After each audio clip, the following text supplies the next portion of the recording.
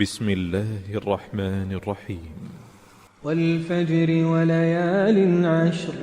والشفع والوتر والليل إذا يسر هل في ذلك قسم لذي حجر ألم تر كيف فعل ربك بعاد إرم ذات العماد التي لم يخلق مثلها في البلاد وثمود الذين جابوا الصخر بالواد وفرعون ذي الأوتاد الذين طغوا في البلاد فأكثروا فيها الفساد فصب عليهم ربك سوط عذاب إن ربك لبالمرصاد فأما الإنسان إذا ما ابتلاه ربه فأكرمه ونعمه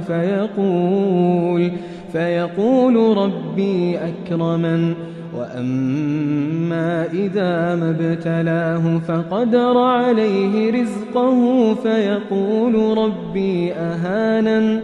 كلا بل لا تكرمون اليتيم ولا تحاضون على طعام المسكين وتأكلون التراث أكلا لما وتحبون المال حبا جما كلا إذا دكت الأرض دكا دكا وجاء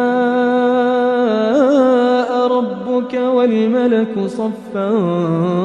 صفا وجيء يومئذ بجهنم يومئذ يتذكر الإنسان وأنى له الذكرى يقول يا ليتني قدمت لحياتي فيومئذ لا يعذب عذابه أحد ولا يوثق وثاقه أحد يا أيتها النفس المطمئنة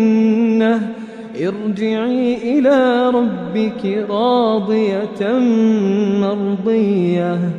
فادخلي في عبادي وادخلي جنتي.